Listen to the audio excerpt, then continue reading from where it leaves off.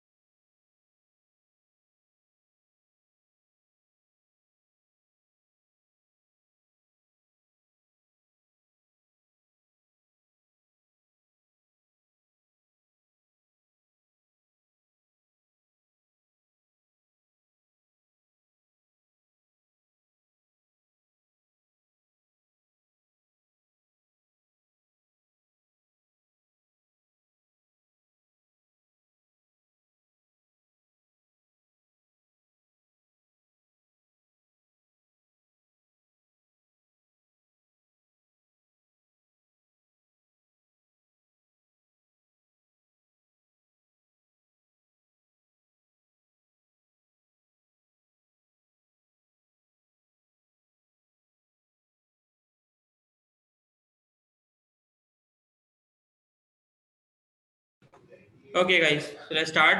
Now I think मैंने आपको sheet तो बता दिया था कि कौन सी शीट मैं करवाने वाला हूँ, एंड आई थिंक उसके कुछ क्वेश्चंस में भी मैंने आप लोगों को लास्ट क्लास में डिस्कस भी करवाए थे. बस मेरे को एक बार बता दो कहाँ तक करवाया था,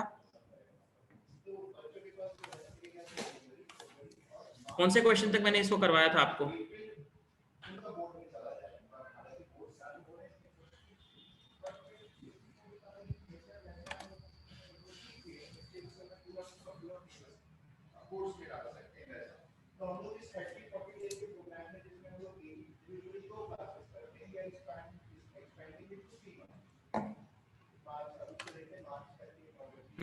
ठीक। तो 5th क्वेश्चन तक मैंने आपको करा दिया था। 6th क्वेश्चन से मैंने आप लोगों को होमवर्क दिया था एंड ऑल्सो मैंने ये भी कहा था कि क्वेश्चन नंबर 6, क्वेश्चन नंबर 10, ये 2 क्वेश्चन है और एक क्वेश्चन नंबर 14, ये 3 क्वेश्चन मैंने स्पेशली कहा था सबको सॉल्व करने के लिए। ना कितने लोगों ने क्वेश्चन नंबर 6 बनाया है? जल्दी से बताओ उसका आंसर क्या आएगा।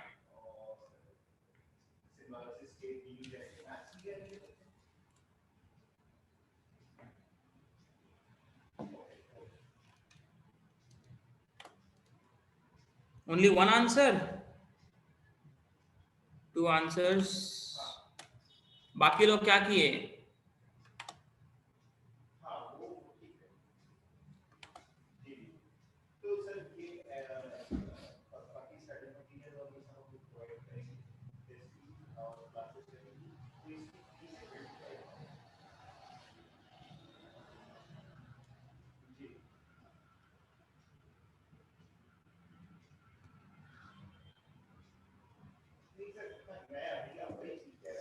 बाकी लोग सिर्फ 3-4 लोग का रिप्लाई आ रहा है।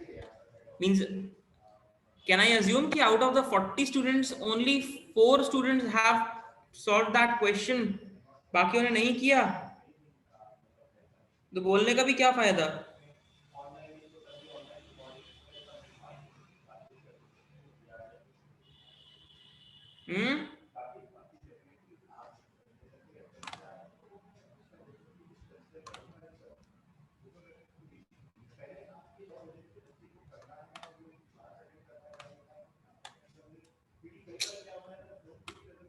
चलो ठीक है भाई। Okay, so will start with question number 6। Now as you all know, मैंने आप लोगों को पूरे बेसिक्स बता दिए थे और उसमें बताया भी था आपको स्पीड, टाइम, डिस्टेंस, सभी चीजों का रिलेशन बताया था। Now we just have to solve the questions, nothing else. So question number 6 में आपको बोल रहा है कि the length of 2 trains are in the ratio 5:3। 2 trains हैं, उनकी लेंथ का रेशियो है 5:3, ठीक है, और उनकी स्पीड्स का रेशियो है 6:5। ठीक, so the ratio of time taken by them to cross a pole. ठीक, कुछ नहीं, आप चाहो तो अज्यूम कर सकते हो। मान लो एक ट्रेन है वो 500 मीटर की है और दूसरी ट्रेन है वो 300 मीटर की है, तो 5:3 का लेंथ हो गया। दोनों एक पोल को क्रॉस कर रहे हैं। इसकी स्पीड आप चाहो तो ले लो 6 मीटर पर सेकेंड, इसकी स्पीड चाहो तो 5 मीटर पर सेकेंड।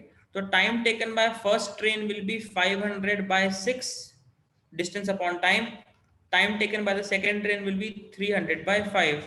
तो आपको दोनों का टाइम टेकन का रेशियो निकालना है, मतलब 500 by 6 whole divide by 300 by 5। तो ये आपको मिलेगा ऐसा, दैट इज 500 बाय 6 इंटू 300 और 5 ऊपर शिफ्ट हो जाएगा। आ गया आपका ratio 25:18। That's it, nothing more was that in this question. इससे ज्यादा इस क्वेश्चन में कुछ था ही नहीं।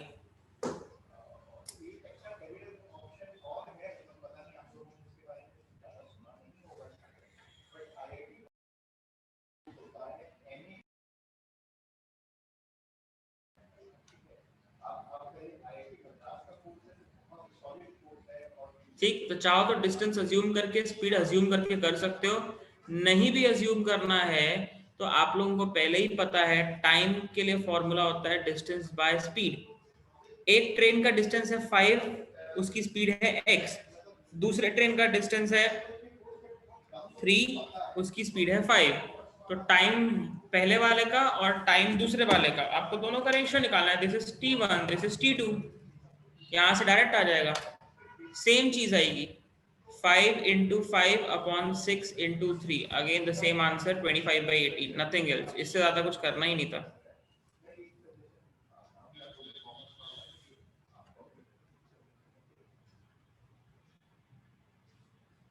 एंड आई मीन इतने स्टूडेंट्स में से सिर्फ 4-5 लोग का आंसर आया है इतने इजी क्वेश्चन में। तो बाकी लोग या तो बना नहीं या तो फिर सॉल्व नहीं किए।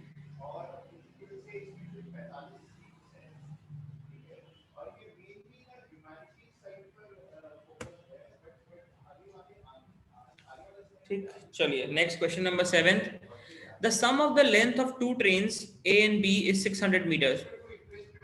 The ratio of the speed of A to that of speed of B is 5:8, and the ratio of the time to cross an electric pole by train A to that of train B is 4/3. Find the difference between the length of the two trains.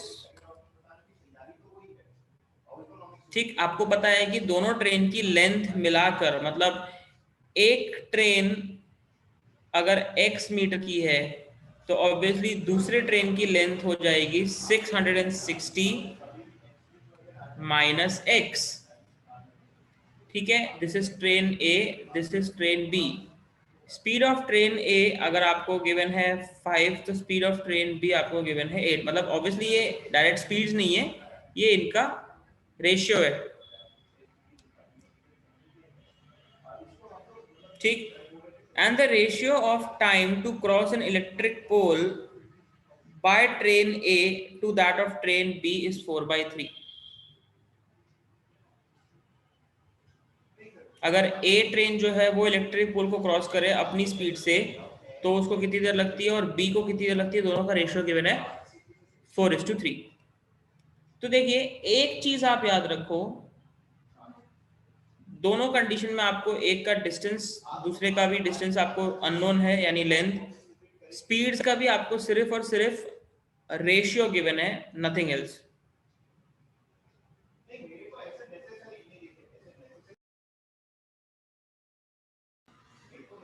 ठीक, आपको ratio निकालना है, sorry ratio given है time का, आपको निकालना है difference of the length in the two trains. कैसे निकालोगे? कोई ऐसा जो इसको सॉल्व करके मेरे को बता पाए कि सर ऐसे हो सकता है, या किसी ने सॉल्व किया हो। मैंने कल बोला भी था कि पूरा रिवीजन करके क्वेश्चन सॉल्व करके आओगे। किसी से हुआ solve?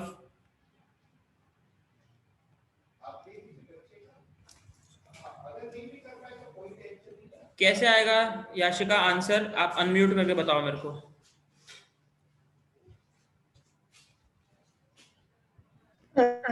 Yes, so the time is given. So can you show me the question, please? Sorry, So yeah, I wanted to see the question. Actually, I did not have the PDF today. Question 7 की बात कर रहे हो ना? Yes, sir. Question 7. ये है ना question 7? Yes, sir. I've done it. I've got the answer also. कितना है आपका आंसर? 30 meter. 30 ऑप्शन में है ही नहीं। Sorry, sir. 60 meter. Sorry. Okay, कैसे आया? Like how did you solve? आपका अप्रोच बताओ जल्दी। So first I calculated the distance in terms of ratio by multiplying the time, the ratio of time and the ratio of speed, and then x. If x is the length of train A, then 660 minus x will be the length of train B. या right, मैंने बताया, ठीक है। So I proportioned it with 5/6, and I got the answer as length of x would be 300 meters. So I subtracted it from the total length, and I got the length of both the trains, and I subtracted them. So I got the difference. ठीक है, चलो okay. और कोई जिससे बना हो ये question?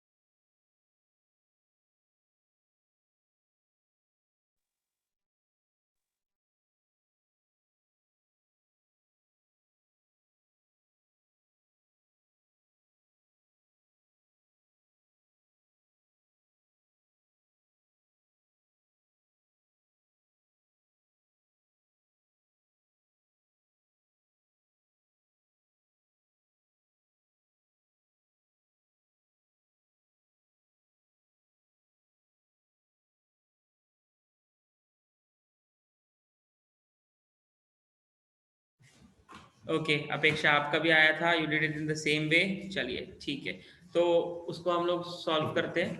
1 minute guys.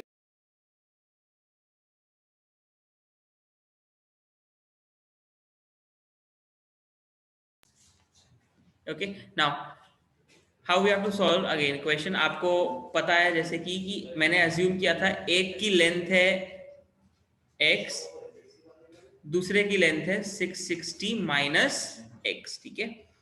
इसकी स्पीड का आपको दोनों की स्पीड का रेशियो क्या गिवन है, 5 एंड 8 आपको रेशियो गिवन है, ठीक है। अब आप अगर इनकी स्पीड्स को 5 मीटर पर सेकेंड या 8 मीटर पर सेकेंड ही अज्यूम करते हो तो आप इनके टाइम टेकन कैसे निकालोगे, x बाय 5 और दूसरे का टाइम टेकन क्या होगा 660 माइनस एक्स अपॉन 8। इन दोनों के टाइम का रेशियो आपको गिवन है 4:3। तो अगर 4:3 है मतलब आप डायरेक्टली लिख सकते हो x by 5 whole divided by 660 minus x whole divided by 8, मतलब ये is equal to 4/3।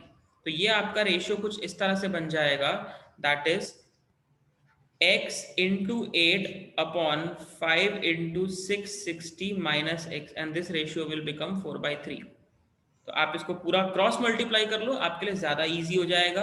That is 24x, मैं 3 यहाँ मल्टीप्लाई कर रहा हूँ और 4 इसके साथ मल्टीप्लाई करके ऊपर, तो 20 टाइम्स ऑफ 660 माइनस x।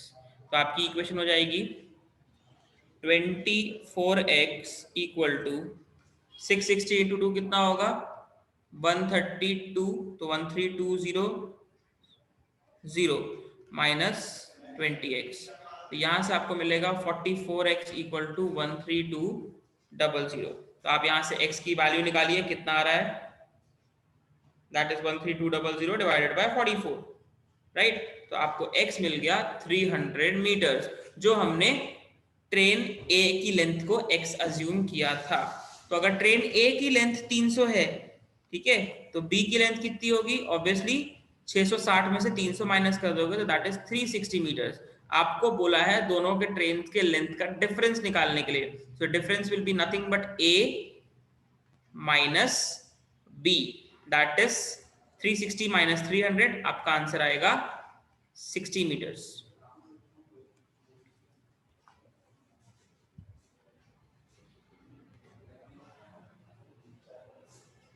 तीन लोगों से बना ये क्वेश्चन, याशिका, अपेक्षा एंड गुरनीश, आपका भी यही आंसर आया था।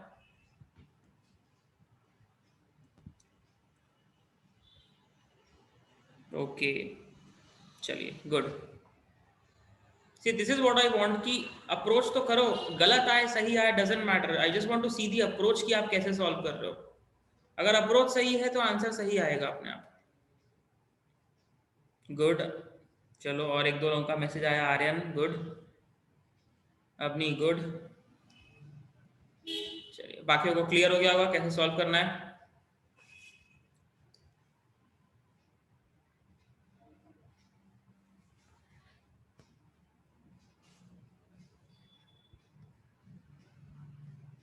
ठीक,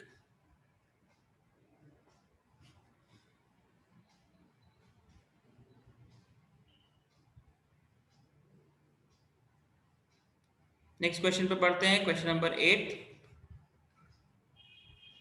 A train traveling at 48 km per hour crosses another train having half of its length traveling in opposite directions at 42 km per hour in 12 seconds। तो सबसे पहले आपको काम करना है कि 48 किलोमीटर पर आवर को आपको कन्वर्ट करना है मीटर पर सेकेंड में, तो इंटू 5/18। ठीक, एग्जैक्टली तो ये कन्वर्ट नहीं होगा आपको, तो 6 3 जा 6 8 जा, उसको फ्रैक्शन में ही रखो, कोई दिक्कत नहीं, 40/3 metre per second. Similarly when you will convert 42, तो अगेन यही 6 7 जा 48, 6 3 जा 18, तो इसकी स्पीड हो गई 35/3 meter per second. Keep this in meter per second so that will be easier for us। Now the question is कि दोनों ट्रेन्स एक दूसरे के ऑपोजिट आ रही हैं। तो मैंने ये आपको बताया था कि दो ट्रेन अपोजिट आ रही है, ठीक, और दोनों एक दूसरे को 12 सेकेंड्स में क्रॉस करती हैं। तो हमें नहीं पता कि ट्रेन की लेंथ कितनी है, लेकिन इतना बोला है कि एक ट्रेन की लेंथ जो भी हो, ठीक, दूसरी ट्रेन को क्रॉस कर रही है हैविंग हाफ इट्स लेंथ, मतलब अगर पहला ट्रेन x मीटर है तो दूसरा ट्रेन होगा x/2 मीटर ना। इसको x और x/2 अज्यूम करने की जगह पता है आप इजी वे में कैसे कर सकते हो, पहली ट्रेन को 2x मीटर मान लो तो दूसरा वाला x हो जाएगा, तो आपको क्या ना वहां पे भी फ्रैक्शन नहीं आएगा डिस्टेंस में।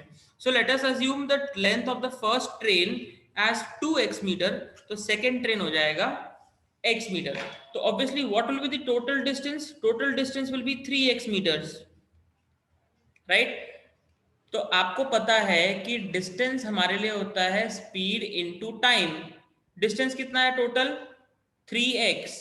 स्पीड, दोनों ट्रेन्स ऑपोजिट चल रही हैं तो स्पीड ऐड होगी, मतलब पहले ट्रेन की स्पीड प्लस दूसरे ट्रेन की स्पीड, तब कहलाएगा रिलेटिव स्पीड, जो मैंने आपको रिलेटिव स्पीड का कंसेप्ट लास्ट क्लास में बताया था। तो 40/3 प्लस 25/3 इनटू टाइम टेकन कितना है 12।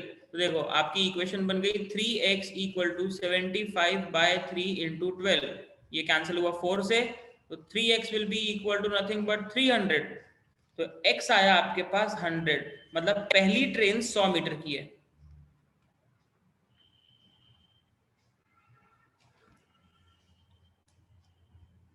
ठीक, इतना नोट करो, then I will rub the solution, बाकी का फिर मैं आपको आगे का स्टेप बताऊंगा।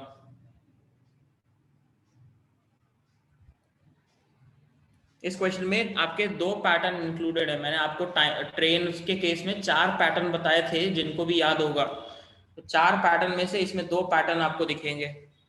पहला पैटर्न, दोनों ट्रेन एक साथ हैं, दोनों की लेंथ कंसिडर होगी और दोनों मूविंग है।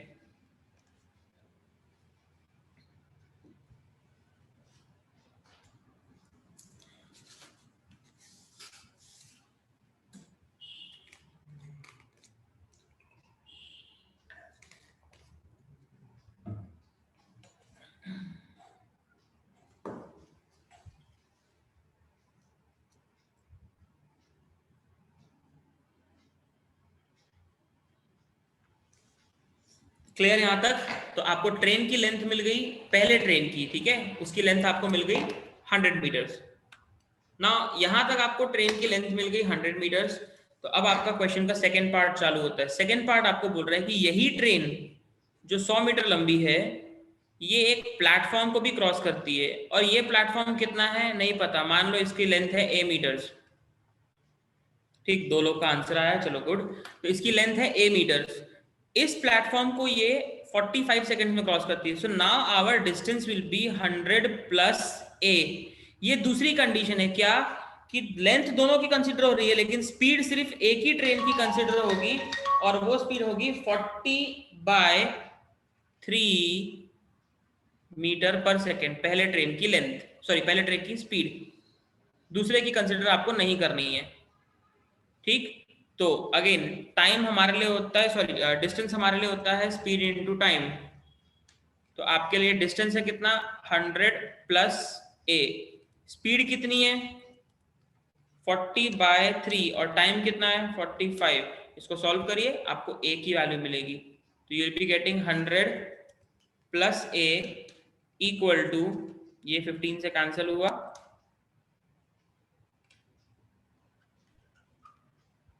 तो 600।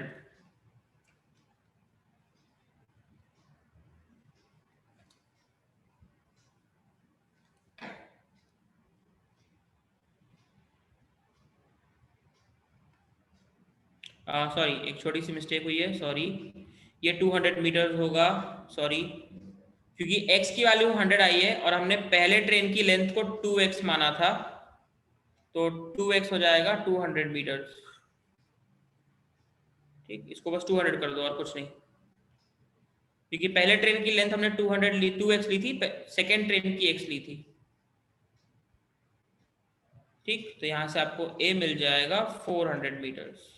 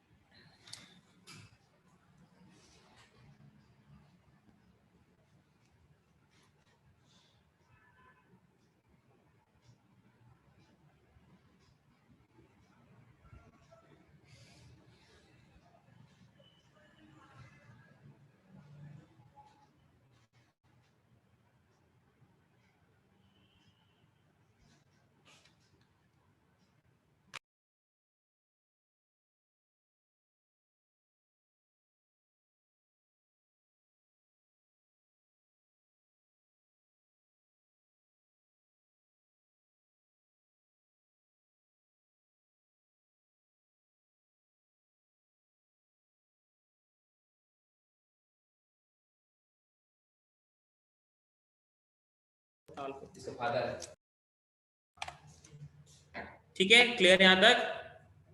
चलिए बढ़ते हैं आगे। Question number 9, 2 trains are moving on 2 parallel tracks but in opposite direction, मतलब 2 trains, एक ऐसे जा रही है और दूसरी ऐसे, opposite directions. A person sitting in the train moving at a speed of 80 km/h passes the second train in 18 seconds. ठीक, पहली ट्रेन में यहाँ पर एक पर्सन बैठा है, ठीक, और उस ट्रेन की स्पीड है 80 km/h और ये दूसरी ट्रेन को 18 सेकेंड्स में क्रॉस कर लेता है। If the length of the second train is 1000 meters, तो सेकेंड ट्रेन की स्पीड कितनी होगी? ठीक ना, सबको यहां लग रहा होगा 2 ट्रेन मूव कर रही है, दोनों की लेंथ होनी चाहिए, लेंथ तो एक ही की गिवन है, बट यहीं पे आपके क्वेश्चन का मेन ट्विस्ट आता है। So I will tell you the question what it is. Basically आपको ये देखना है कि एक ट्रेन है, यहां पर इसमें एक पर्सन बैठा हुआ है सिर्फ, लेकिन दूसरी ट्रेन भी मूव कर रही है और पहली ट्रेन भी मूव कर रही है। तो क्या होगा, हम दोनों ट्रेन्स को आपस में एक दूसरे के रिस्पेक्ट में नहीं देख रहे हैं, हम सिर्फ ये देख रहे हैं कि ये पर्सन इस ट्रेन के रिस्पेक्ट में अगर देखा जाए तो यहां से यहां तक उसको क्रॉस करेगा, तो उस वक्त जो डिस्टेंस रहेगा वो सिर्फ एक ट्रेन का लेंथ होगा, दैट इज 1000 मीटर्स। क्यों? क्योंकि इस ट्रेन को हम सिर्फ इस बैठे हुए पर्सन के रिस्पेक्ट में देख रहे हैं, दूसरी वाली पूरी ट्रेन के रिस्पेक्ट में नहीं देख रहे हैं। तो जैसे ट्रेन किसी पोल को क्रॉस करती है या किसी नॉर्मल कार को या किसी मोटरसाइकिलिस्ट को क्रॉस करती है, वैसा वाला केस आपको लेना है। जो 4 केसेस बताया था उसमें से ये चौथा केस है आपका, है ना? तो केस 4 है जो आपका, ये केस है। तो आप क्या करोगे, इस ट्रेन के रिस्पेक्ट में सिर्फ इस पर्सन को कंसिडर करोगे, तो डिस्टेंस आपका होगा सिर्फ 1000 मीटर। इसकी स्पीड आपको दे दिया है 80 km/h, इसकी स्पीड नहीं पता, उसको ले लो x km/h, और आपको बता दिया है कि दोनों को क्रॉस करने में लगते हैं 18 सेकेंड। लेकिन इस पर्सन की स्पीड आप यही लोगे, क्यों? बैठा तो इसी ट्रेन के अंदर है ना, तो जब ट्रेन 80 पे चल रही है तो इस ट्रेन के एस्पेक्ट में ये आदमी भी 80 पे ही चल रहा होगा। So that's why what we can say is कि हमारे लिए स्पीड होता है nothing but distance upon time. तो स्पीड आपकी कितनी है, रिलेटिव स्पीड निकालोगे तो वो कहलाएगी 80 + x, और इसको कन्वर्ट करोगे 5/18 से मल्टीप्लाई करके। क्यों? क्योंकि ये स्पीड आपको km/h में गिवन है, and this will be written as 1000/18, that is distance by time. इसको पूरा सॉल्व करो। करना भी क्या है, 18 दोनों तरफ कैंसिल हो गया है, तो आपकी इक्वेशन देखो कितनी इजी हो गई। ये 5 भी कैंसिल हो गया 200 टाइम्स, तो आपकी इक्वेशन सिंपल हो गई, 80 + x = 200। यहाँ से x कितना आएगा, 120 मीटर, सॉरी नॉट 120 मीटर, मतलब 120 km/h।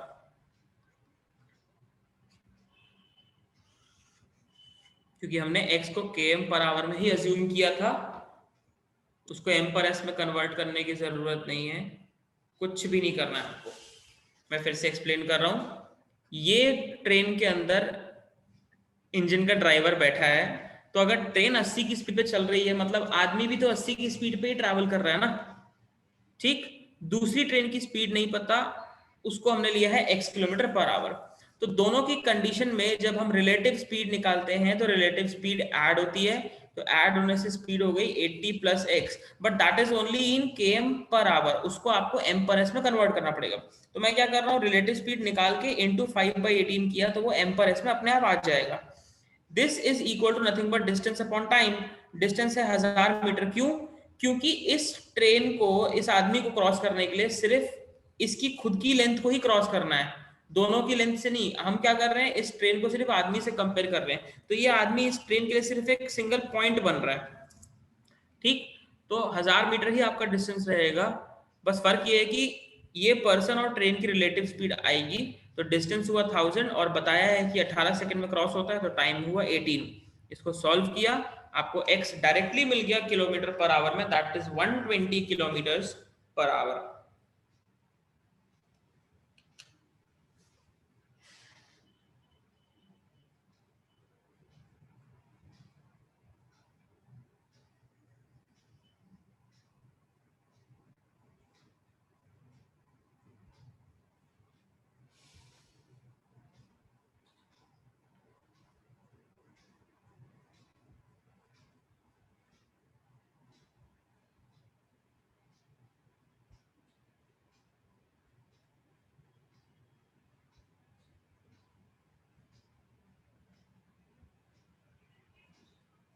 Right? Clear to all?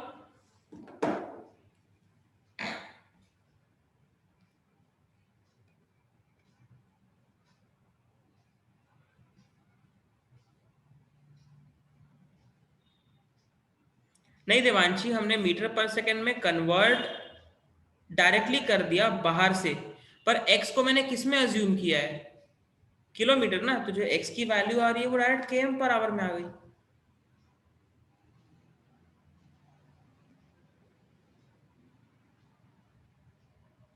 Okay,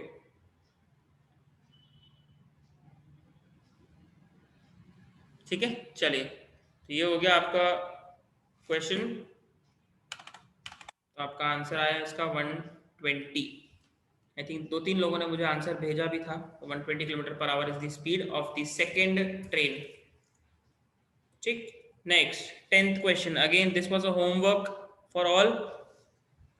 a train passes a man standing on a platform in 8 seconds. एक ट्रेन है, तो एक प्लेटफॉर्म पे आदमी सिर्फ खड़ा हुआ है, उसको वो 8 सेकेंड में क्रॉस करती है, and also crosses the platform which is 264 meters long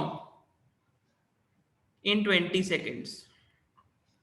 मतलब प्लेटफॉर्म पे अगर आदमी से कंपेयर करूं तो 8 सेकंड में क्रॉस कर गई, लेकिन अगर पूरे प्लेटफॉर्म को कंसिडर करूं तो उस वक्त ट्रेन प्लेटफॉर्म क्रॉस करने के लिए 20 सेकंड लगाती है। So the length of the train in meters will be. ठीक, चलो, ये होमवर्क दिया था। 2 लोग का आंसर आया है, श्रुति एंड अदिति। चलिए श्रुति, फटाफट अपने आप को अनम्यूट करिए और बताइए आपने कैसे सॉल्व किया। Sir, the distance of the platform is 264. Right. The total distance will be 264 plus the length of the train. Correct. Time will be 20 seconds. Hence, the speed equals to 264 plus x divided by 20. Correct. Then, when according to the man, the speed, the time it took was 8 seconds, and the speed equals to length upon 8. That is x upon 8. Now, when we equate the two equations, like the above one and the below one, it will come as 176 meters. Very good, बहुत बढ़िया। ठीक है, now जिनका भी मतलब answer आया होगा, I think Ananya आपका भी ऐसे ही आया था।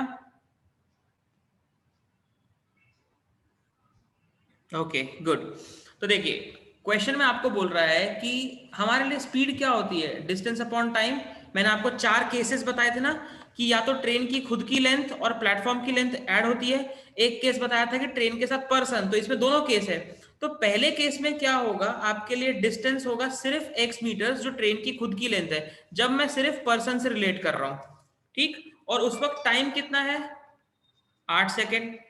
तो स्पीड कितनी कहलाएगी, x बाय 8। सेकेंड केस में क्या होगा, डिस्टेंस होगा आपका x plus 264, that is platform की लेंथ भी ऐड होगी, और उस कंडीशन में टाइम कितना है, 20 सेकेंड्स। तो स्पीड कितनी कहलाएगी, x प्लस 264 अपॉन 20। अब ट्रेन चाहे पर्सन को क्रॉस करे चाहे प्लेटफॉर्म को, दोनों कंडीशन में उसकी स्पीड तो बराबर रहेगी ना। So what we can do is, हम दोनों का लेफ्ट हैंड साइड देखें तो इक्वल है, एस एस, तो दोनों का राइट हैंड साइड आपका ऑटोमेटिकली इक्वेट हो जाएगा। x plus 8 equal to x plus 264 upon 20, and you just need to cross multiply, 2 4 जा, या 4 से कैंसिल करते हैं, 4 2 जा 4 5 जा, तो आपका इक्वेशन डायरेक्ट इजीली बन जाएगा, 5x equal to 2x plus 528। तो यहां से आपको मिलेगा 3x इक्वल टू 528, x आ जाएगा 176 मीटर्स। ये आपके ट्रेन की लेंथ। ये एक तरीका है using the proper formula and equation method.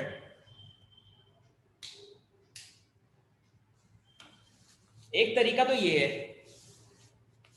अब इसका एक छोटा शॉर्टकट और बताऊंगा बिना किसी इक्वेशन को बनाए।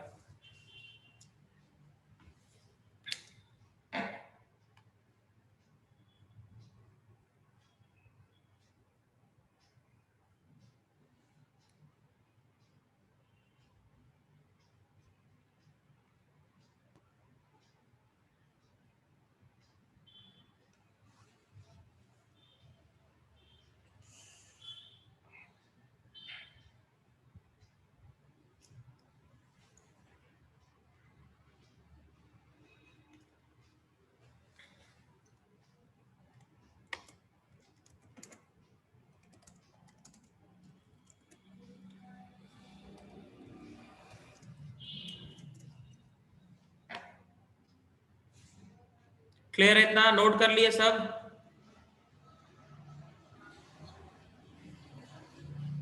अब ऐसा एक शॉर्टकट तरीका बता रहा हूं, ध्यान से देखना।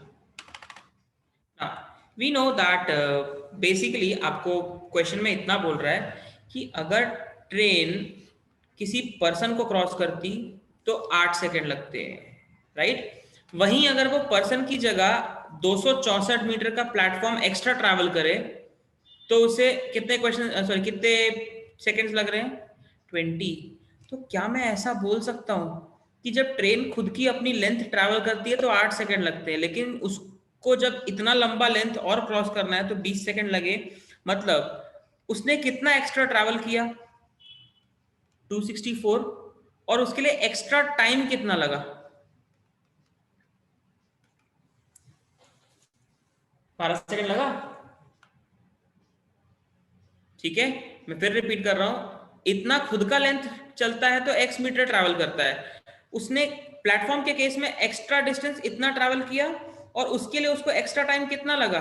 12 सेकंड लगे ना, 12 सेकंड ज्यादा लगे क्योंकि उसने इतना डिस्टेंस और ट्रैवल किया।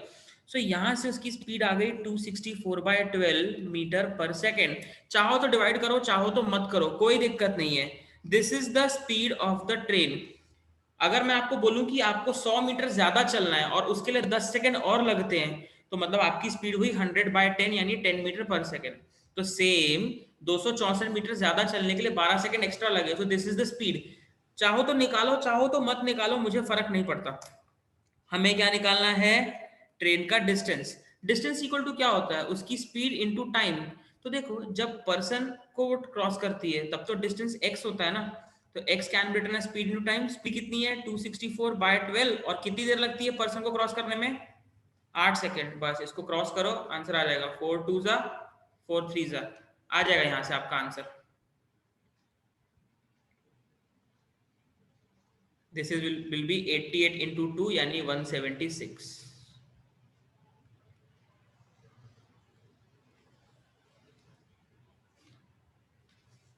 ठीक, जिन्होंने भी इक्वेशन लेके सॉल्व किया कोई दिक्कत नहीं, आंसर आपका सही है और वो अप्रोच भी बिल्कुल सही है। ये एक और तरीका शॉर्टकट निकालने का, आप कर सकते हो ऐसे भी सॉल्व।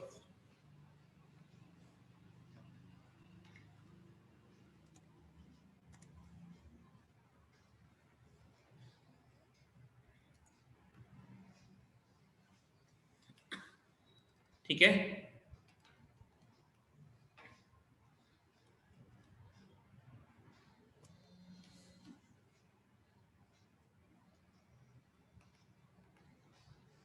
चलो क्वेश्चन 11 सॉल्व करो, थोड़ा मिलता जुलता है।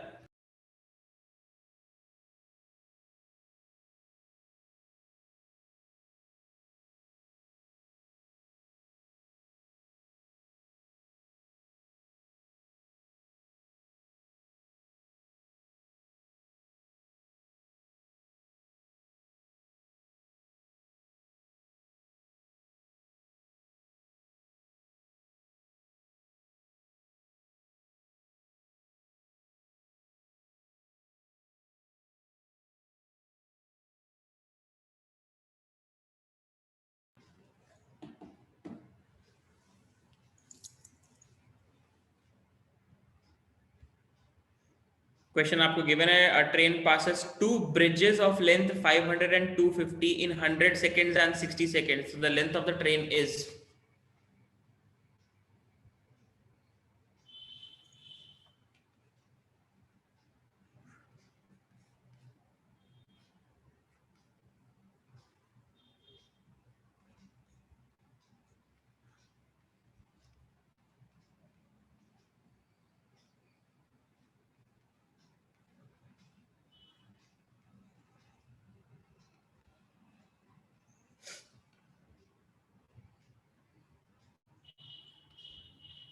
ओके,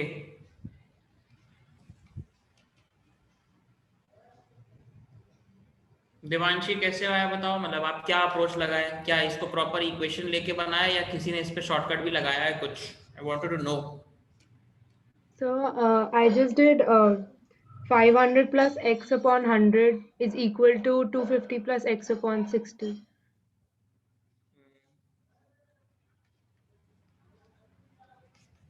ठीक, ये कियो जनरली जो हम करते हैं, ठीक है।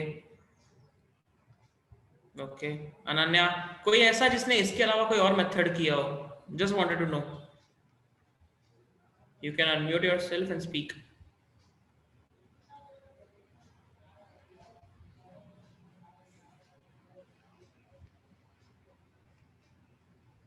ओके चलो, एक तो यही मेथड है कि आपके लिए स्पीड क्या होती है, डिस्टेंस अपॉन टाइम, राइट। तो स्पीड अगर डिस्टेंस अपॉन टाइम है तो इस कंडीशन में डिस्टेंस होगा x प्लस 500, टाइम है 100। इस कंडीशन में डिस्टेंस होगा x प्लस 250, टाइम है 60। दोनों को आपको क्रॉस मल्टीप्लाई करके कैंसिल करके सॉल्व करना है, तो आपको इक्वेशन मिल जाएगी 1500 plus 3x equal to 5x plus 1250। तो आपको मिलेगा 2x इक्वल टू 250 यानी x इक्वल टू 125। एक तरीका तो ये है ही जो जनरली हम इक्वेशन बना के कर सकते हैं। दूसरा सेम चीज जो मैंने अभी पिछले क्वेश्चन में बताई, दोनों कंडीशन में ट्रेन एक्स्ट्रा कितना चल रही है, 250 मीटर चल रही है कि नहीं? उस 250 मीटर के लिए उसको कितने सेकंड एक्स्ट्रा लग रहे हैं? 40 सेकंड लग रहा है। तो अगर उसे 500 मीटर चलना है तो कितने सेकंड लगने चाहिए? 80 सेकंड, ये भी आप बोल सकते हो। तो सीधी सी बात है, आप डायरेक्टली क्या करो, आपको पता है कि 250 मीटर के लिए उसको 40 सेकंड ज्यादा लग रहे हैं, तो यहां से ट्रेन की स्पीड आपको मिल गई 25/4 मीटर पर सेकेंड। अब किसी भी एक कंडीशन में आप पुट कर दो, कैसे? x plus 500 divide by 100, this will give us 25/4, क्योंकि डिस्टेंस अपॉन टाइम होता है स्पीड, और स्पीड आपको यहां से मिल चुकी है। 250 मीटर ज्यादा चल रही है तो उसके लिए 40 सेकेंड एक्स्ट्रा लग रहे हैं इन दोनों के कंपैरिजन में, तो स्पीड आ गई 25/4 मीटर पर सेकेंड, और स्पीड होता है डिस्टेंस बाय टाइम। तो कोई भी एक केस का डिस्टेंस और टाइम ले लो, x plus 500 upon 100 equal to 25/4, यहां से भी आ जाएगा, डायरेक्टली आ जाएगा। ये ऐसे कैंसिल होगा 25 से, तो आपको x प्लस 500 मिला 625, तो x आ जाएगा 125। एक तरीका ये भी है, जिसको जो मेथड सूट करे अपने हिसाब से कर लो, कोई दिक्कत नहीं है।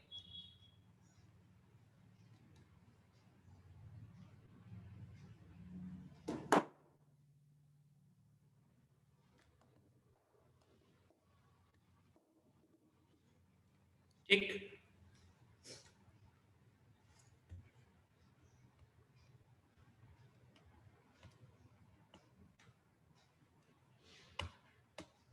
तो बोले क्यों नहीं श्रेय?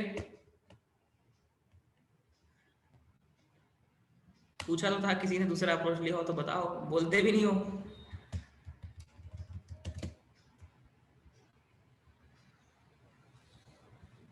ओके ठीक है, चलिए पढ़ते हैं अगले सवाल पे। क्वेश्चन नंबर 12 एंड 13 बनाओ, 12 बनाओ पहले।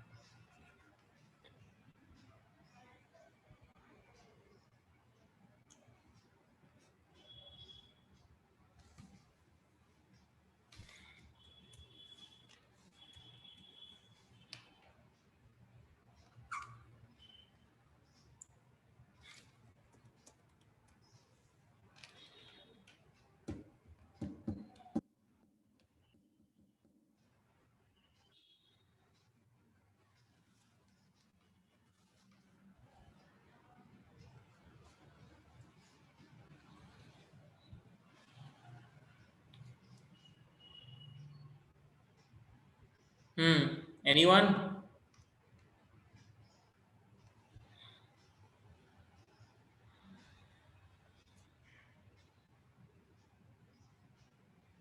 एक ट्रेन दो अलग अलग पर्सन्स को ओवरटेक कर रही है। This is person 1 and person 2, दो अलग पर्सन है।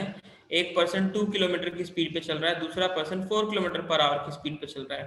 तो दोनों को ओवरटेक करने के लिए, पहले वाले को ओवरटेक करने के लिए ट्रेन को सिर्फ 9 सेकंड लगते हैं, दूसरे बंदे को ओवरटेक करने के लिए 10 सेकंड लगते हैं। So the length of the train in meters is,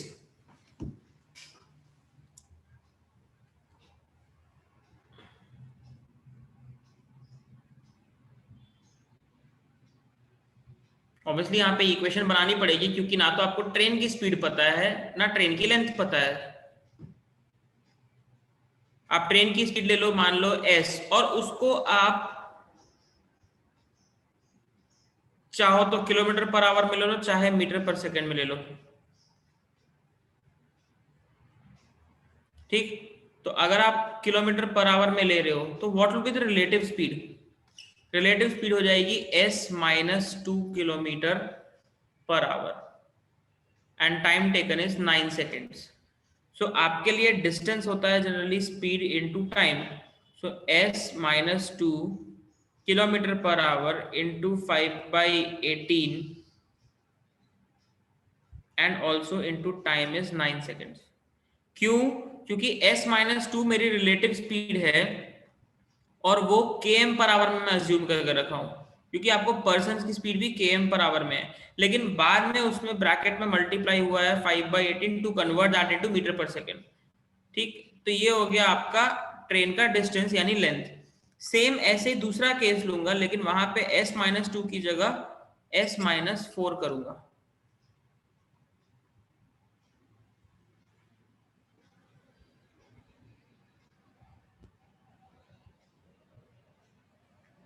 और यहाँ पे 9 की जगह 10 आ जाएगा बस। ठीक, दोनों इक्वेट होगा, आप दोनों इक्वेशन को सॉल्व करो। सॉल्व करोगे तो आपकी इक्वेशन कुछ ऐसी बनेगी, s minus 2 into 5/18 into 9 equal to s minus 4 into 5/18 into 10। ये 5/18 कैंसल हो गया, तो आपकी इक्वेशन सिंपल सी हो गई, 9s minus 18 equal to 10s minus 40। तो यहाँ से आपको s मिल गया 28 किलोमीटर पर आवर। अब इस s को आप चाहो तो या तो पहली इक्वेशन या दूसरी किसी एक में पुट कर दो, आपको डिस्टेंस मिल जाएगा। और डिस्टेंस मिल गया मतलब वो ट्रेन की लेंथ ही तो आई है, बस निकालो।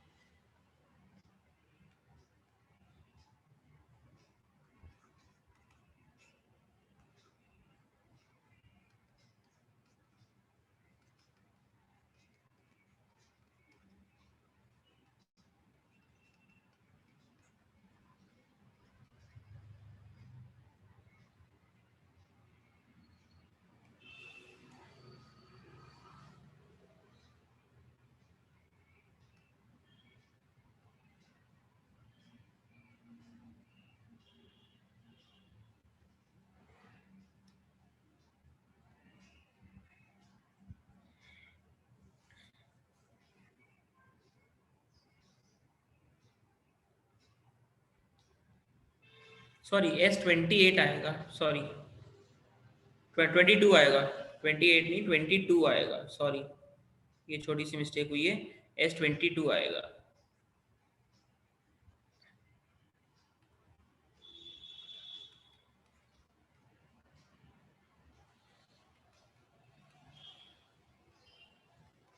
तो डिस्टेंस आ गया 50, मतलब वो ट्रेन की लेंथ। या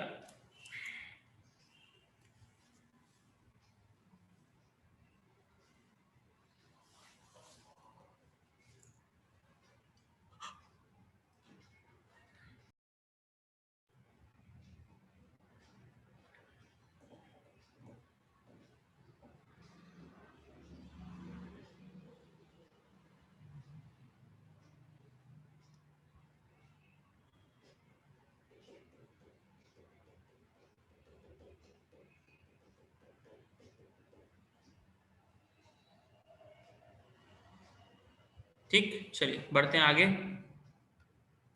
question number 13, train A crosses a pole in 20 seconds while train B crosses the same pole in 1 minute. The length of train A is half the length of train B. ठीक, तो मान लो train A की length है 2x, तो train B की length होगी x। इसको time लग रहा है 20 सेकेंड, इसको टाइम लग रहा है 60 सेकेंड, बिकॉज 1 मिनट बोल रहा है।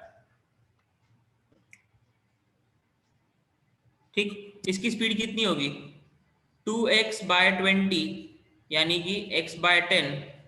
इसकी स्पीड कितनी होगी x/60।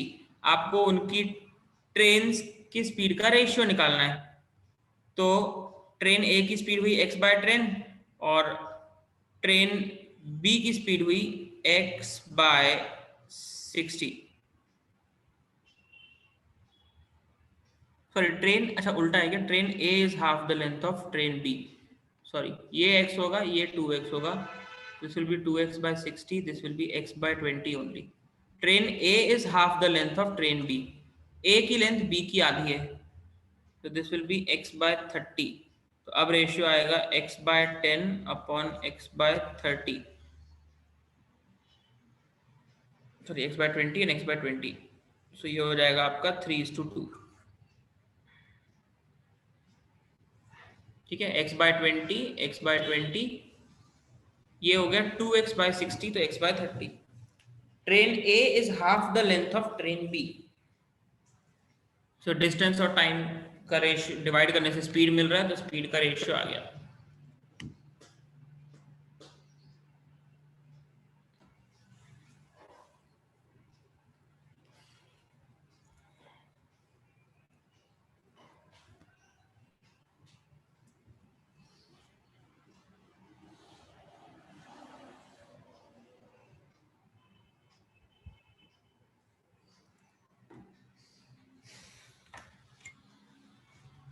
क्लियर, चलिए बढ़ते हैं अगले क्वेश्चन पे।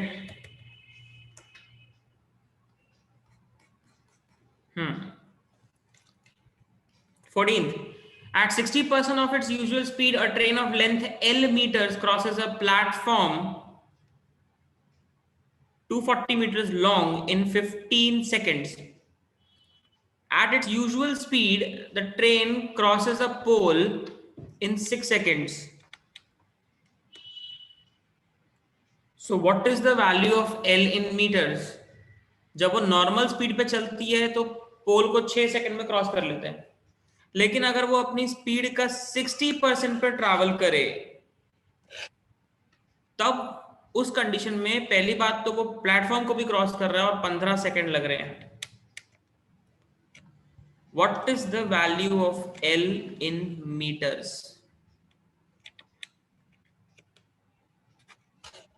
ये मैंने होमवर्क दिया था। आंसर सिर्फ 2 लोग का आया है।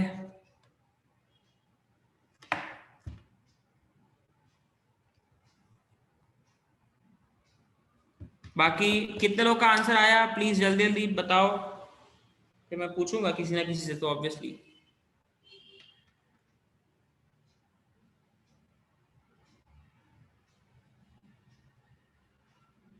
ओके, अदिति आप बताइए कैसे आया आंसर इसका। Good afternoon sir. Good afternoon. Sir हम एस जो है पहले स्पीड जो है 60% ऑफ इट्स यूजुअल स्पीड बोला हुआ है, तो 60% ऑफ वी ले लेंगे उसको वेलोसिटी के टर्म्स में। ओके, तो और फिर पोल के रिलेशन से हम सिर्फ v ले लेंगे और टाइम फिर एक में 15 सेकेंड्स दिया हुआ है और दूसरे के लिए 6 सेकेंड्स दिया हुआ है। तो s इज इक्वल्स टू यानी कि distance is equals to d by t, speed is equals to distance by time.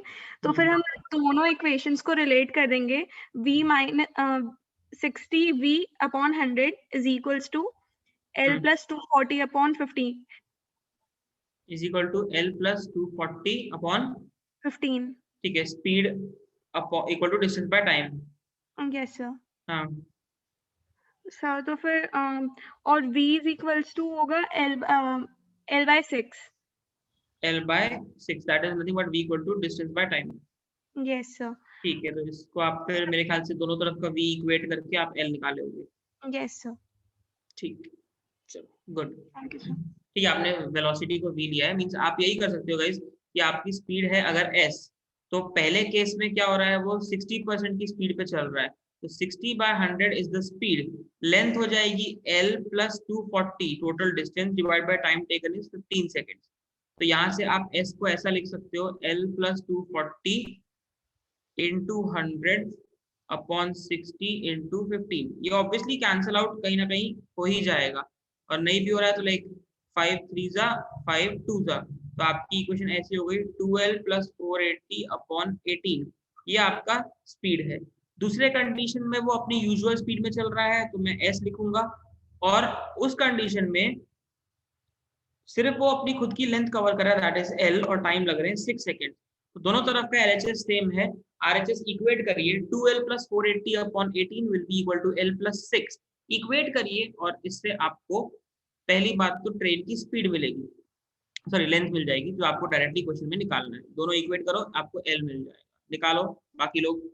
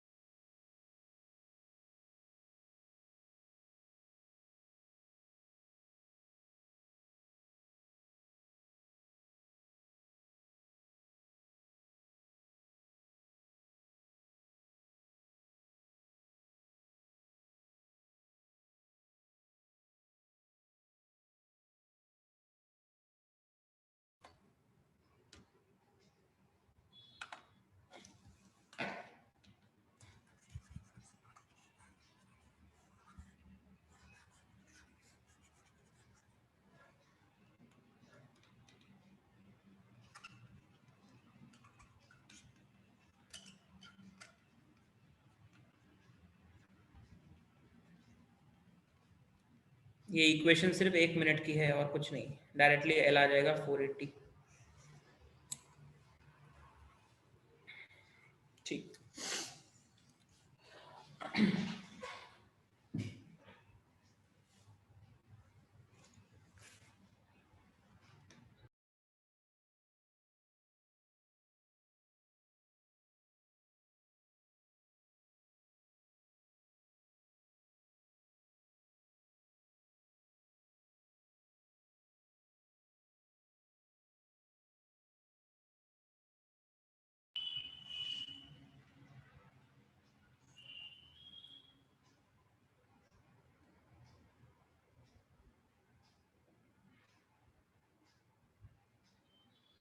ठीक है, चल बढ़ते हैं अगले क्वेश्चन पे।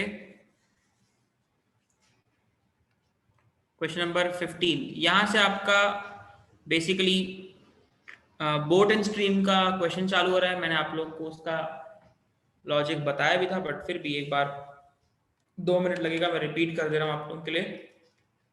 Now in case of boats and streams आपको रिलेटिव स्पीड का कंसेप्ट लगेगा ही, बट थोड़ा सा चेंज है। अभी तक आप रिलेटिव स्पीड में ये पढ़ते आए थे कि जब दो बॉडीज एक दूसरे के अपोजिट चलती हैं तो स्पीड ऐड होती है a प्लस बी, और जब सेम डायरेक्शन होता है यानी ओवरटेक वाली कंडीशन तो a माइनस बी करते हैं। हम अभी तक यही करते आ रहे थे रिलेटिव स्पीड में, लेकिन अब वो चीज हमें नहीं करनी है। अब उल्टा हो जाएगा। बोट एंड स्ट्रीम में आपको ये देखना है कि like for example this is a river which is flowing, और इसमें अगर एक बोट ट्रैवल कर रही है, ठीक है, बोट की स्पीड है अगर a मीटर पर सेकेंड या a किलोमीटर पर आवर जो भी, और पानी की स्पीड है b मीटर पर सेकेंड, यानी इसको वो कई बार क्वेश्चन में आपको रिवर के टर्म्स में देता है, या स्ट्रीम बोलता है, या करंट भी बोलता है, तो ये कंडीशन कहलाती है डाउनस्ट्रीम, और इसको दूसरा नाम ये भी दिया जाता है अलोंग विद द स्ट्रीम, या अलोंग विद द रिवर, या अलोंग विद द करंट, कुछ भी बोल सकता है। तो इस कंडीशन में आपकी रिलेटिव स्पीड हो जाती है a प्लस बी। आपको लग रहा होगा डायरेक्शन तो दोनों का एक जैसा है, बट नहीं, हमें ये देखना है कि देखो अगर पानी स्टिल होता और बोट को मैं 10 किलोमीटर पर आवर की स्पीड से चलाऊं तो वो 10 की स्पीड से चले, लेकिन अगर बोट 10 की स्पीड से चल रही है और पानी का भी फ्लो 2 किलोमीटर पर आवर की स्पीड से, तो पानी ने बोट को एक्स्ट्रा फोर्स प्रोवाइड किया है, तो उससे उसकी स्पीड हो जाती है 10 की जगह 12। तो जब डाउनस्ट्रीम होता है या अलोंग विद द रिवर होता है या अलोंग विद द स्ट्रीम होता है, तब आपकी स्पीड ऐड हो जाती है क्योंकि उसे एक्स्ट्रा फोर्स मिल रहा है, ठीक। और वही अगर कोई रिवर है और उसमें बोट अगेंस्ट द स्ट्रीम चल रही है, मतलब ये बोट का डायरेक्शन और ये पानी का डायरेक्शन, तब आपके लिए स्पीड हो जाएगी a माइनस बी। ड्राइंग बहुत खराब है, पहले ही बोल रहा हूँ, और ये बोट कहीं से मेरे को बोट नहीं लग रही है, मेरे को पता नहीं दिवाली वाला दिया लग रहा है, जो भी है मेरे को आता नहीं बनाने।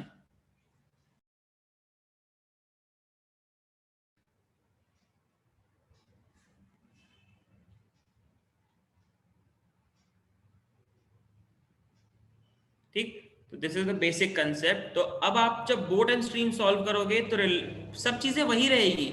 आपको बेसिकली जैसे डिस्टेंस बोलता है कि एक नदी है वो 12 किलोमीटर लंबी है, और 12 किलोमीटर लंबी अगर रिवर को एक बोट डाउन स्ट्रीम ट्रैवल कर रहा है तो उसे मान लो कि 4 घंटे लग रहे हैं, लेकिन वही 12 किलोमीटर को जब बोट अपस्ट्रीम ट्रैवल कर रहा है तो उसे 8 घंटे लग रहे हैं। तो उस कंडीशन में स्पीड्स क्या होंगी? तो आपको कुछ नहीं करना है, इस कंडीशन में आप स्पीड लोगे a प्लस बी। क्यों? क्योंकि बोट के साथ पानी से आपको बोट पे एक्स्ट्रा फोर्स प्रोवाइड हो रहा है, तो उससे बोट की स्पीड इंक्रीज होती है, तो वो हो गया a plus B, that is known as downstream और along with the stream. Second, अगर बोट का डायरेक्शन अलग है और रिवर का डायरेक्शन अलग है, इसे हम कहते हैं अपस्ट्रीम या अगेंस्ट द स्ट्रीम और अगेंस्ट द रिवर। तो इस कंडीशन में आपकी रिलेटिव स्पीड हो जाएगी a माइनस बी। बाकी जैसा आप अभी तक कंडीशन लेते आए हो, 2 कार ट्रैवल कर रही है, 2 पर्सन ट्रैवल कर रहे हैं, सेम लेके चलना है, कोई चेंज नहीं करोगे, सिर्फ स्पीड्स का कंसेप्ट बदल रहा है कि रिलेटिव लेना कैसे, that's it, there's nothing will change।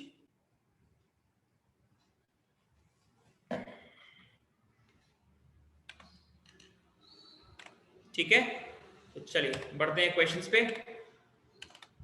15th question, a man can row 15 km per hour downstream and 9 km per hour upstream, so the speed of boat in still water is। अब आपको ये जो speed given है ना, ये relative ही given है, मतलब a plus B जब डाउनस्ट्रीम में चलते हैं तो वो 15 गिवन है, और a माइनस बी जब अपस्ट्रीम में चल रहा है तो वो 9 गिवन है।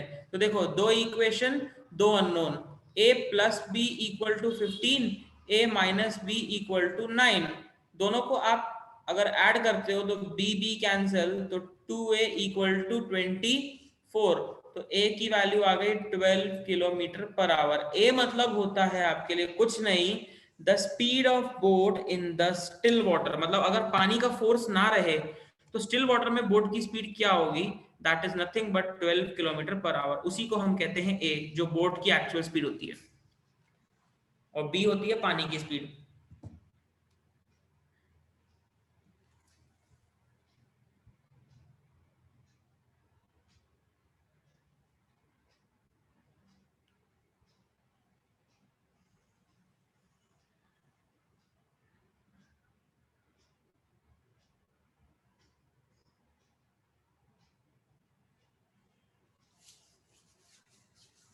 ठीक है, क्लियर है सभी को यहां तक?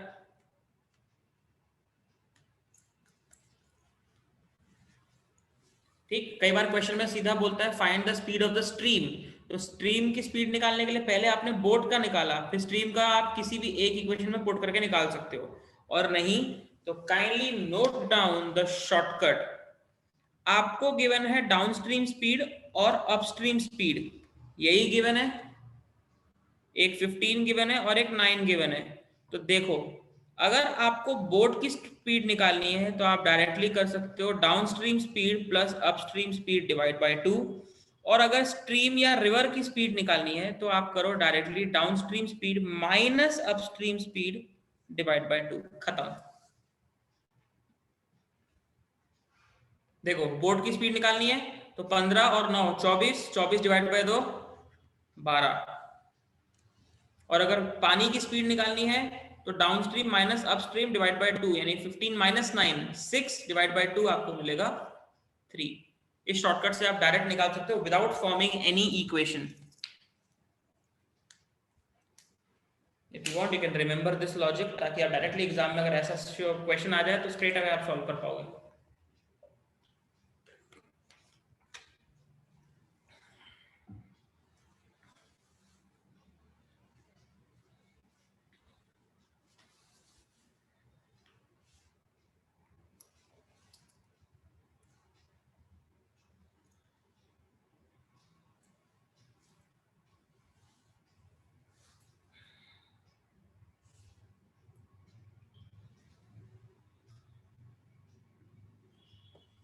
ठीक है, चलिए बढ़ते हैं फटाफट अगले क्वेश्चन पे। अगला क्वेश्चन है आपका क्वेश्चन नंबर 16।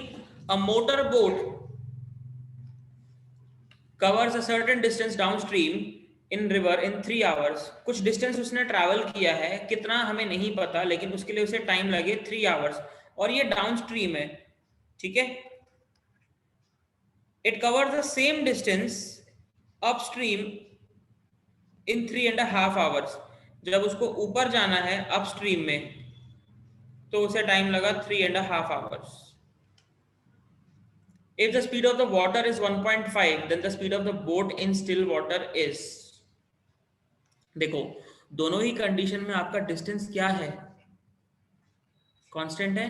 मैंने पहले ही बताया था, अगर डिस्टेंस कांस्टेंट होता है तो speed is inversely proportional to time, मतलब s1 अपॉन s2 होता है t2 अपॉन t1। बताया था ये लॉजिक सभी को स्टार्टिंग में ही, टाइम स्पीड डिस्टेंस चालू करते वक्त। सेम कंसेप्ट आप लगाओ। मेरे को ये बताओ, डाउनस्ट्रीम के समय स्पीड क्या होगी? a प्लस बी, और अपस्ट्रीम के समय स्पीड क्या होगी? a minus B. a plus B को भी आप डायरेक्टली ऐसा लिख लो ना, a प्लस 1.5, और अपस्ट्रीम पे लिख लो a माइनस 1.5। क्यों? क्योंकि आपको रिवर की स्पीड पहले से पता है, that is 1.5 kilometre per our. Speed of water, speed of river, speed of current, anything direct ratio में पुट करो। S1 क्या है मेरे लिए? a plus 1.5। S2 क्या है मेरे लिए? a minus 1.5 equal to T2 second time है 3.5 hours, T1 3 hours. Just cross multiply. Easy करने के लिए आप इसको ऐसा कर लो, 5 7 35, 5 6 30। क्योंकि अगर मैं मान लो इस डेसिमल को रिमूव करता हूं तो नीचे 0 आ जाएगा, तो डेसिमल हटा के नीचे लगा दिया 0, और 0 लगाने के बाद आपकी कैंसिल हो गई, 5 7 5 6। सो जस्ट क्रॉस मल्टीप्लाई, आपको a की वैल्यू मिल जाएगी।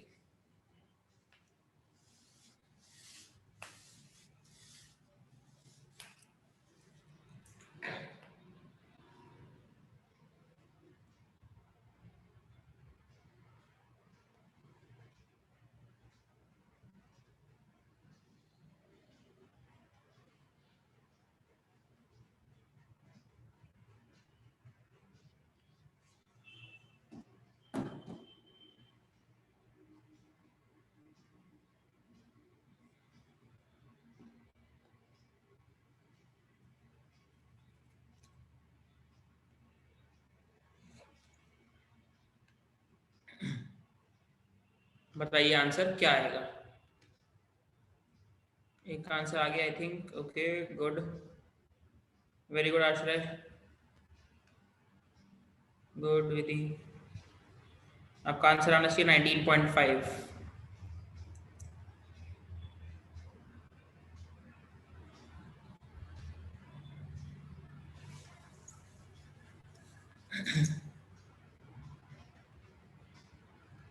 ठीक, योर आंसर विल बी 19.5।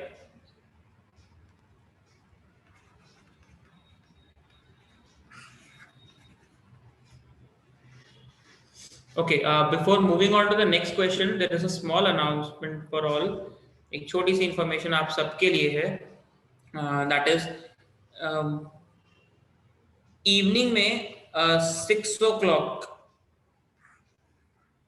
ठीक है, एवरी मतलब generally Tuesday, Thursday and Saturday या संडे, ठीक है, आप लोग के लिए बैकअप क्लासेस लगेगी। बैकअप इन द सेंस कि अगर आपको कोई टॉपिक रिवाइज करना है या आपका कोई टॉपिक छूट गया है और आपको उसका रिवीजन अटेंड करना है, तो आपको ट्यूसडे, थर्सडे, सैटरडे, संडे या हो सकता है कभी और वीकडे में कभी चेंज होके वेडनेसडे, फ्राइडे भी हो। मतलब ये है कि आपको वीक में 3-4 दिन हम रिवीजन क्लासेस दे सकते हैं, ठीक है। लेकिन बिकॉज सबको पता है जैसे बोर्ड एग्जाम्स वगैरह के लिए ऑब्वियसली टाइम आपके पास उसके बाद एग्जाम्स के लिए कम है।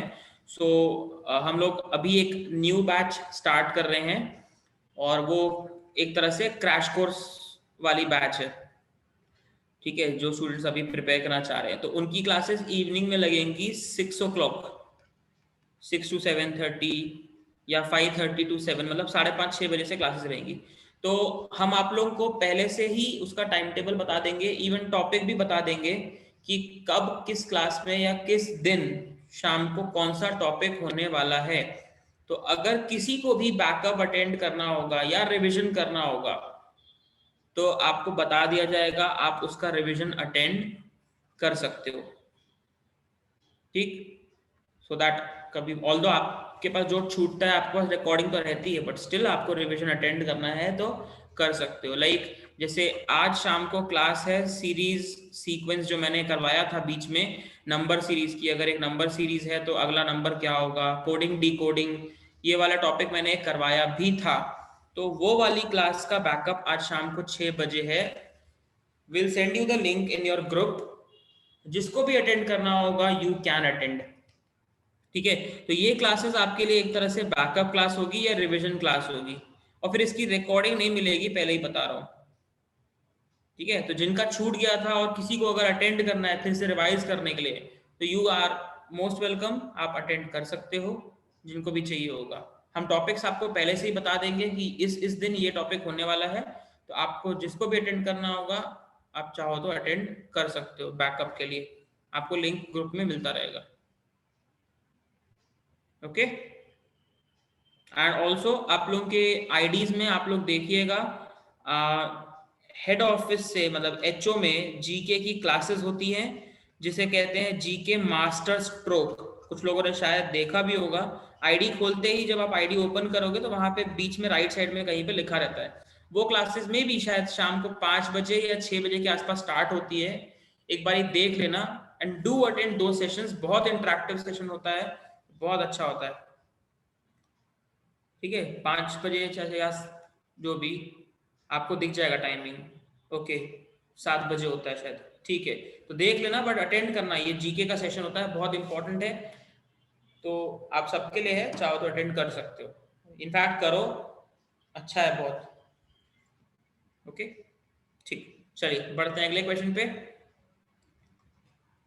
Question number 17, boat can travel 6.4 kilometre downstream in 16 minutes. तो आपको डिस्टेंस बता रहा है 6.4 किलोमीटर और टाइम बता रहा है 16 मिनट।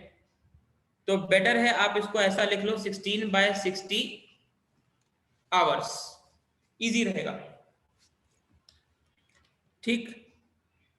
दूसरा, एंड 8.7 किलोमीटर अपस्ट्रीम, ठीक है, ये कंडीशन डाउनस्ट्रीम की थी, अब अपस्ट्रीम की कंडीशन है, तो उसमें डिस्टेंस बता रहा है 8.7 किलोमीटर और उसके लिए टाइम लग रहा है 29 मिनट। ठीक है, तो 29/60 कर सकते हो उसको। What is the total time taken by the boat to travel 36 kilometer upstream and the same distance downstream together? मतलब आपको पहले बोट को 36 किलोमीटर अपस्ट्रीम चलाना है, फिर 36 किलोमीटर डाउनस्ट्रीम भी चलाना है। इस पूरे कंडीशन में बोट को कितनी देर लगेगी? तो उसके लिए आपको करना है कि सबसे पहले तो आपको बोट की अपस्ट्रीम स्पीड निकालनी है और डाउनस्ट्रीम स्पीड निकालनी है। मुझे ए बी से इंडिविजुअल मतलब नहीं है, I just need the upstream speed and downstream speed. मतलब मेरे को a प्लस बी की वैल्यू चाहिए और a माइनस बी की वैल्यू चाहिए, बस, और कुछ भी नहीं। राइट, तो वो आप निकाल सकते हो। a plus p that is the downstream speed can be given by 6.4 kilometre divide by 16/60 hours. तो ये आपका हो जाएगा 6.4 इंटू 60/16। डेसिमल हटा दो तो नीचे 10 आ जाएगा, 0 0 कैंसिल, 16 4 जा। तो आपको a प्लस b की वैल्यू मिल रही है 24 किलोमीटर पर आवर, क्योंकि मैं सब चीज किलोमीटर और आवर में कन्वर्ट किया हूं इसलिए। ये हो गया आपका डाउनस्ट्रीम स्पीड। ठीक, अब आते हैं अपस्ट्रीम स्पीड पे। तो उस कंडीशन में स्पीड होगा आपका डिस्टेंस बाय टाइम। डिस्टेंस कितना है मेरे लिए? 8.7। टाइम कितना है? 29 मिनट्स अपॉन 60 मिनट्स आवर्स में कन्वर्ट करने के लिए। तो 8.7 इंटू 60/29। जब ये डेसिमल भी हटा दूंगा तो नीचे 0 आ जाएगा। ठीक, 0 0 कैंसिल, 29 3 ही होता है 87। तो आपको स्पीड मिल गई 18 kilometre per hour and this is upstream speed which is a minus b।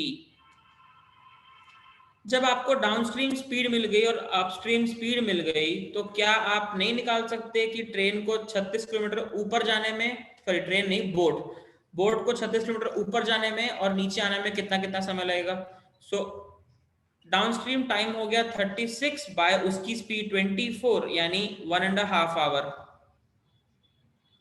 ठीक, और अपस्ट्रीम टाइम लगेगा 36/18 दैट इज 2 आवर्स। तो टोटल टाइम हो गया 3.5 घंटे, दैट इज 3 hours 30 minutes।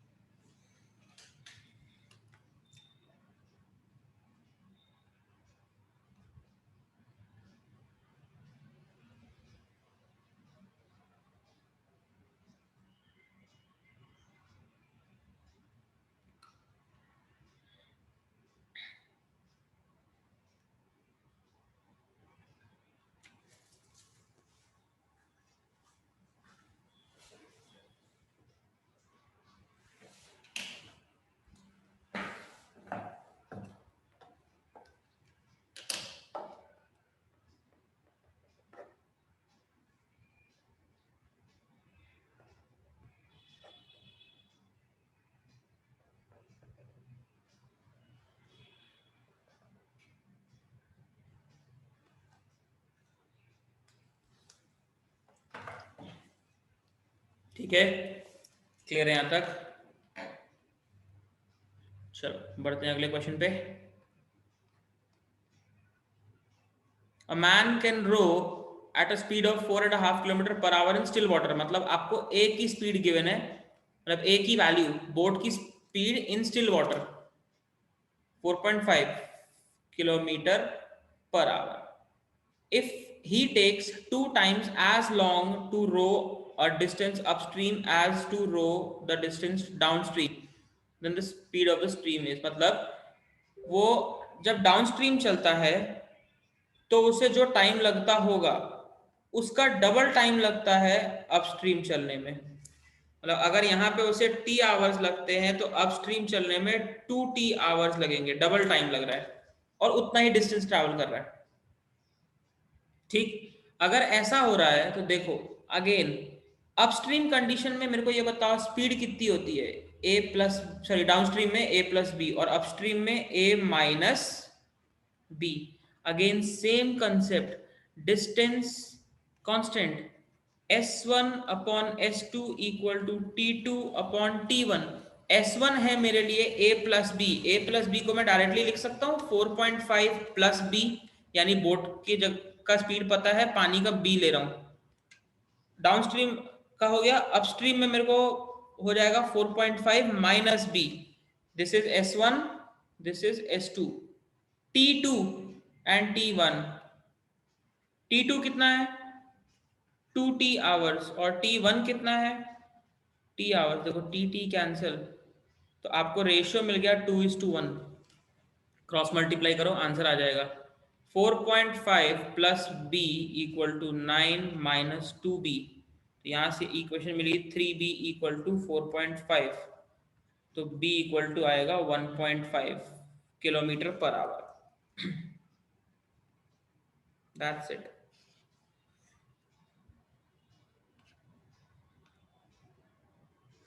ठीक है, मैं फिर से एक्सप्लेन कर रहा हूं। जब ट्रेन नहीं बोट, एक्चुअली ट्रेन की हैबिट हो गई है, तो जब बोट डाउनस्ट्रीम चलती है और जब अपस्ट्रीम चलती है, दो अलग कंडीशन है। तो डाउनस्ट्रीम में स्पीड हम लेते हैं a प्लस बी, जिसमें से a की वैल्यू ऑलरेडी गिवन है 4.5।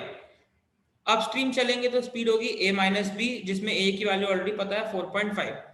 तो वो आदमी जब अपस्ट्रीम जाता है यानी ऊपर जाता है नदी में या अगेंस्ट द स्ट्रीम जाता है, तो उसको जितनी भी देर लगती है that is 2 times as long to row the distance upstream, अगर डिस्टेंस सेम है तो। ठीक है, जितना उसको टाइम लगता है डाउनस्ट्रीम में, अगर मान लो वो along with the river boat को चलाता है और उसे 4 घंटे लगते हैं, तो अगर वो अगेंस्ट द रिवर अगर बोट को चलाएगा तो उसको 8 घंटे लगेंगे। मतलब ये सीधी सी बात है कि T2 जो है सेकेंड कंडीशन का टाइम जो है वो पहली कंडीशन के टाइम का डबल है, 2 times। और स्पीड मेरे को पता है a plus B a minus B. Distance constant जब होता है तो मैंने पहले ही क्लास में बताया था s1 upon s2 is equal to t2 upon t1। Reason, in that condition speed is inversely proportional to time. और ऐसा ही कुछ क्वेश्चन हमने थोड़ी देर पहले भी किया था, ठीक, सेम लॉजिक लगा के। तो वही लॉजिक लगा रहा हूं। तो स्पीड 1 मतलब पहला कंडीशन कौन सा है मेरा, डाउनस्ट्रीम, तो वो हो गया a प्लस बी मतलब 4.5 प्लस बी, a की वैल्यू नोन है। सेकेंड कंडीशन का speed 4.5 minus B equal to दूसरी कंडीशन का टाइम अपॉन पहली कंडीशन का टाइम।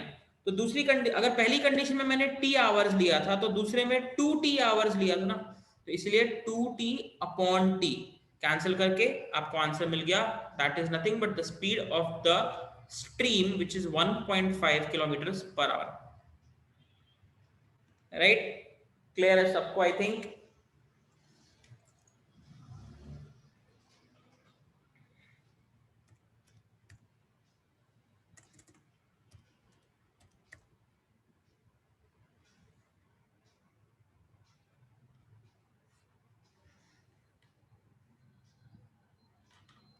ठीक है, चलो बढ़ते हैं आगे।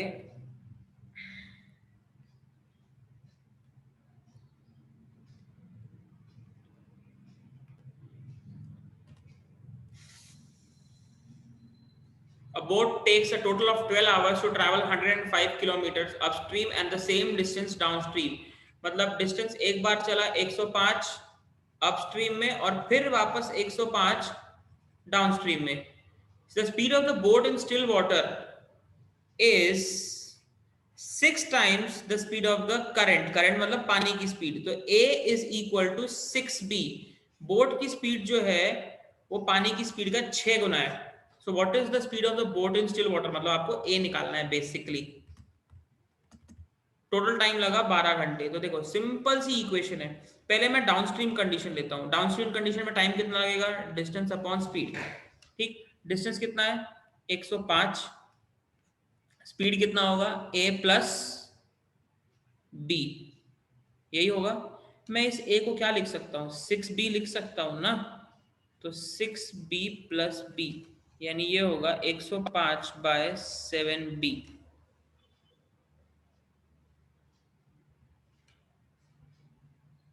That is 15 by b।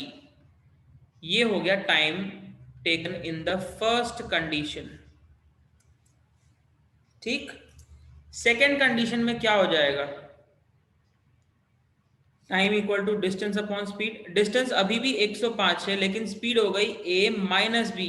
a minus B मतलब क्या लिख सकता हूं, a की वैल्यू 6b पता है ना, तो 6b माइनस b यानी 105 बाय 5b। ठीक, तो ये हो गया 21 by b। This is the second time, मतलब दूसरी कंडीशन अपस्ट्रीम चलने में उसको लगते हैं 21 बाय b। ठीक, उसने क्या बोला, दोनों कंडीशन मिला के 12 घंटे लग रहे हैं। तो मैं सीधा सीधा ये नहीं बोल सकता T1 plus T2 equal to 12। Equation में पुट करो, 15 by b plus 21 by b equal to 12। यहां से आपको b की वैल्यू मिलेगी, लेकिन हमें निकालनी है a की वैल्यू। तो जो कुछ भी b की वैल्यू आएगी उसमें 6 मल्टीप्लाई करोगे तब a आएगा।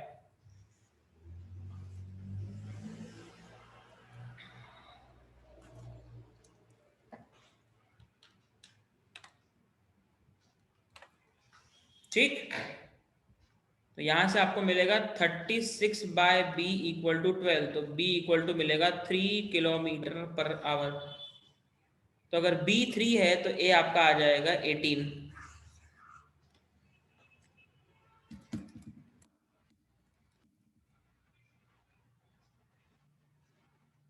That is option number 3।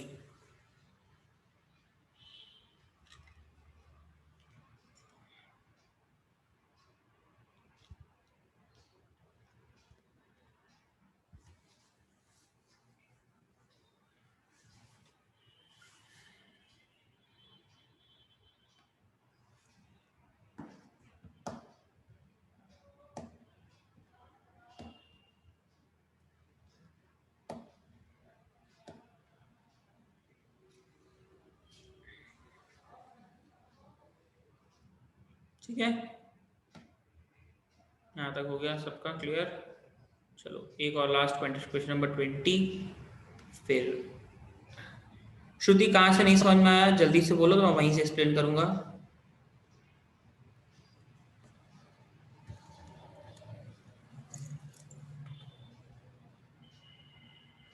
श्रुति आप अनम्यूट कर सकते हो, कोई दिक्कत नहीं, आप जल्दी से अनम्यूट करके बोल दो कहाँ से नहीं समझ में आया।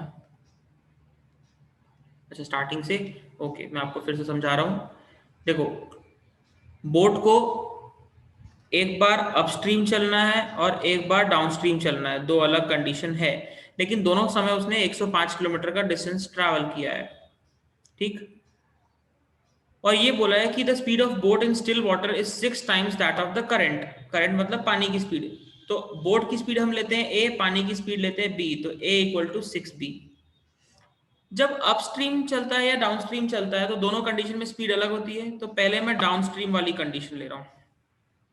तो डाउनस्ट्रीम कंडीशन में बोट को जितनी भी देर लगनी चाहिए, ठीक 105 किलोमीटर उसका डिस्टेंस है, अपॉन उस समय उसकी रिलेटिव स्पीड हो जाती है a प्लस बी, और a की वैल्यू 6b के बराबर है, तो मैंने सब्स्टिट्यूट करके लिख दिया a equal to 6b plus b।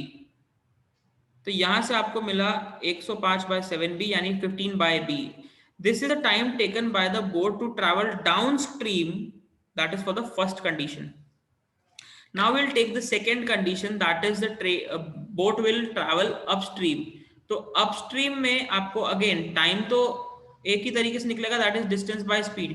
Distance is 105 kilometers divided by, तब relative speed होगी upstream में a minus b, A की जगह पुट किया 6b, तो 6b minus b equal to 5b, तो 105 अपॉन 5p यानी 21 by b.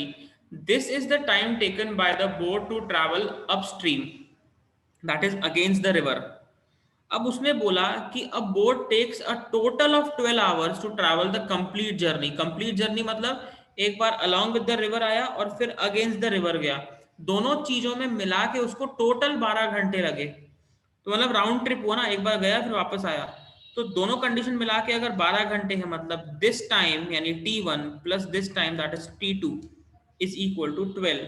तो मैंने 15 upon b plus 21 upon b equal to 12 किया. यहाँ से b आएगा 3, b 3 आ गया, तो यहाँ पुट करोगे तो a की वैल्यू आ गई 18.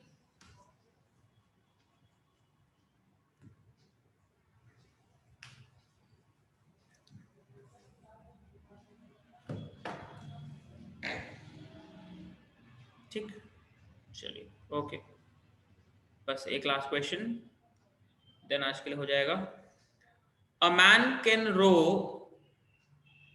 6 kilometer per hour in still water, मतलब ए की वैल्यू दे दिया है आपको. If the speed of the current is 2, मतलब बी की वैल्यू भी दे दिया है आपको. It takes 3 hours more in upstream than in downstream. देखो सबसे पहले तो एक काम करो, a प्लस बी निकाल लो, वो आएगा 8, और a माइनस बी निकाल लो, वो आएगा 4. आपको अपस्ट्रीम स्पीड और डाउनस्ट्रीम स्पीड पता है. उसने बोला कुछ कांस्टेंट डिस्टेंस उसको ट्रैवल करना है, और उसके लिए उसको अपस्ट्रीम में 3 घंटे ज्यादा लगते हैं एज कंपेयर टू डाउनस्ट्रीम में. सो द डिस्टेंस इज, अब देखो मेरे लिए डिस्टेंस क्या होता है, स्पीड इनटू टाइम. ठीक, हम ये ले लेते हैं कि मान लो जब वो डाउनस्ट्रीम चल रहा है तो उसे t आवर्स लगते हैं, तो अपस्ट्रीम जब चलेगा तो t प्लस 3 आवर्स लगेंगे. क्यों? क्योंकि अपस्ट्रीम में 3 घंटे ज्यादा लग रहे हैं as compare to the downstream for the same distance.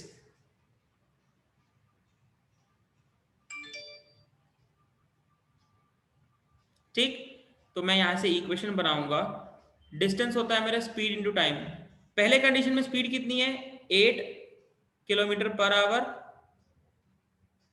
और उस कंडीशन में हमने टाइम कितना लिया डाउनस्ट्रीम में, t, तो 8 into T equal to upstream में स्पीड कितनी है 4, और अपस्ट्रीम में टाइम कितना है t प्लस 3. डिस्टेंस दोनों जगह कांस्टेंट रहेगा ना, तो स्पीड इनटू टाइम पहली कंडीशन का, स्पीड इनटू टाइम दूसरे कंडीशन का. ठीक, तो आपकी इक्वेशन हो जाएगी 8t equal to 4t plus 12. तो 4t इक्वल टू 12 हुआ, तो यहां से t मिला 3 आवर्स.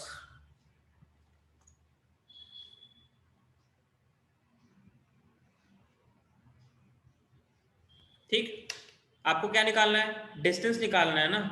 तो t या तो इस वाले में मल्टीप्लाई कर दो, या फिर नहीं तो t इसमें पुट कर दो किसी एक जगह. तो सीधा सीधा 8 इंटू 3 मतलब 24 किलोमीटर, ये हो गया आपका डिस्टेंस.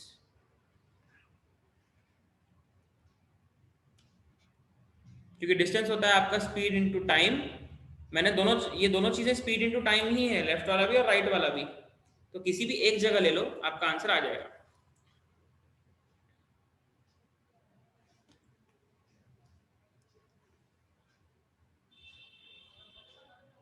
ठीक, तो आई थिंक यहां तक सबको क्लियर होगा.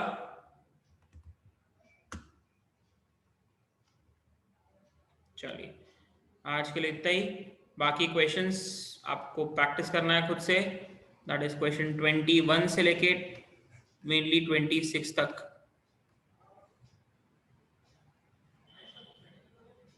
ठीक है, तो जब भी अगली क्लास होगी देन विल डिस्कस.